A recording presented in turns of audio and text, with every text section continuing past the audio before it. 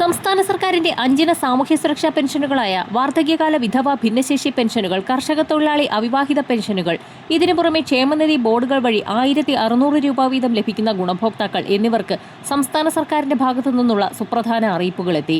August മാസത്തിൽ ഗുണഭോക്താക്കൾക്ക് കൂടുതൽ ആനുകൂല്യം എത്തിച്ചേരുമെന്നുള്ള സന്തോഷവാർത്ത വന്നതിന് പിന്നാലെയായിരുന്നു കൈകളിലേക്കുള്ള വിതരണം സംസ്ഥാന സർക്കാർ നിർത്തലാക്കിയത്.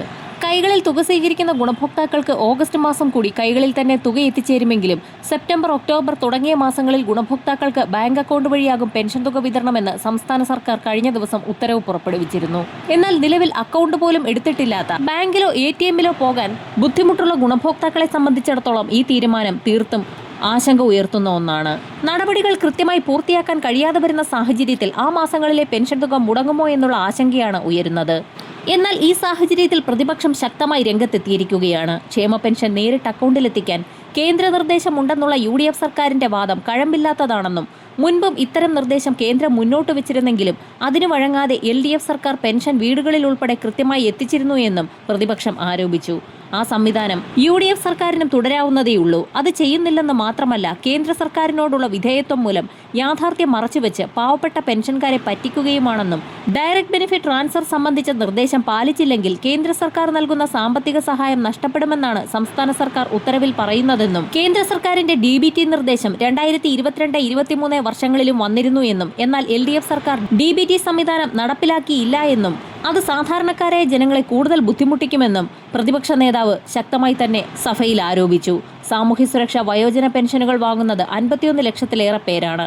9 ലക്ഷത്തിലധികം പേർക്ക് ക്ഷേമനിധി ബോർഡുകൾ വഴിയുള്ള സഹായവുമുണ്ട്. ഇതിൽ 8 ലക്ഷം പേർക്കാണ് കേന്ദ്ര ധനസഹായം. അതും 200 മുതൽ 300 രൂപ വരെയാണ്. 80 വയസ്സ് കഴിഞ്ഞവരാണെങ്കിൽ 500 രൂപ കൂടിയുണ്ട്. മാസം 941 കോടി രൂപ സംസ്ഥാന സർക്കാർ ക്ഷേമ പെൻഷന് നൽകുമ്പോൾ 24 കോടി രൂപ മാത്രമാണ് കേന്ദ്ര സഹായമുള്ളത്. 2023 ജനുവരിയിൽ കേന്ദ്രവിഹിതം നേരിട്ട് DBT വഴി ഗുണഭോക്താക്കൾക്ക് നൽകാൻ കേന്ദ്ര സർക്കാർ ഉത്തരവിട്ടിരുന്നു.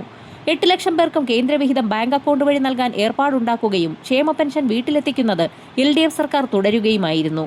സംസ്ഥാന വിഹിതം കേന്ദ്രത്തിന് കൈമാറണമെന്നും കേന്ദ്രവിഹിതവും ചേർത്ത് അക്കൗണ്ടിലേക്ക് നൽകണമെന്നുമുള്ള നിർദ്ദേശവും കേന്ദ്രം മുന്നോട്ട് വെച്ചിരുന്നു. എന്നാൽ LDF സർക്കാർ അതും തള്ളി. 23 ലക്ഷം ഗുണഭോക്താക്കൾ തങ്ങൾക്ക് സഹകരണ ബാങ്ക് വഴി നേരിട്ട് വീട്ടിൽ പണം എത്തിക്കണമെന്ന് താൽപര്യം അറിയിച്ചതോടെ തുക കൃത്യമായി വിതരണം ചെയ്യുകയായിരുന്നു. പ്രായത്തിന്റെ അവശത മൂലം ബാങ്കിൽ പോയി ഇടപാട് നടത്താൻ പറ്റാത്തവരെക്കുറിച്ച് പഠനം നടത്തണമെന്ന് പ്രതിപക്ഷ നേതാവ് പിണറായി വിജയൻ വ്യക്തമാക്കിയിരിക്കുകയാണ്. അവശതയുള്ളതിനാൽ ബാങ്കിൽ ചെല്ലാൻ പറ്റാത്തവരുടെയും കിടപ്പിലായവരുടെയും പെൻഷൻ ബാങ്ക് അക്കൗണ്ടിലേക്ക് കൊടുക്കുന്നത് ശരിയല്ല എന്നും ഫലത്തിൽ ക്ഷേമ പെൻഷൻ പദ്ധതിയെ തന്നെ പ്രതികൂലമായി ബാധിക്കുന്ന അവസ്ഥയിലേക്കാണ് കാര്യങ്ങൾ പോകുന്നതെന്നും കിടപ്പിലായവർ, പൂർണ്ണ ആരോഗ്യമില്ലാത്തവർ, അക്കൗണ്ട് കൈകാര്യം ചെയ്യാൻ പറ്റാത്തവർ തുടങ്ങിയവർക്ക് വീട്ടിൽ പെൻഷൻ എത്തിക്കണമെന്നും എല്ലാ പെൻഷനും ബാങ്കിലേക്കാക്കിയാൽ ചില സാമൂഹ്യ പ്രശ്നങ്ങൾ ഉണ്ടാകുമെന്നും അതുകൂടി പരിഗണിച്ച് വേണം തീരുമാനമെടുക്കാനെന്നും പ്രതിപക്ഷ നേതാവ് പിണറായി വിജയൻ സഭയിൽ ഉന്നയിച്ചു. അടിസ്ഥാന പെൻഷൻ 3000 രൂപയിലേക്ക് ഉയർത്തുന്നതിന് മുൻപായി കൂടുതൽ മാറ്റങ്ങൾ ഉടൻ തന്നെ സംസ്ഥാന സർക്കാരിന്റെ ഭാഗത്തു നിന്നും പ്രതീക്ഷിക്കാം. വരും മണിക്കൂറുകളിലെ സർക്കാർ അറിയിപ്പുകൾക്കായി ചാനൽ സബ്സ്ക്രൈബ് ചെയ്യാൻ മറക്കാതിരിക്കുക.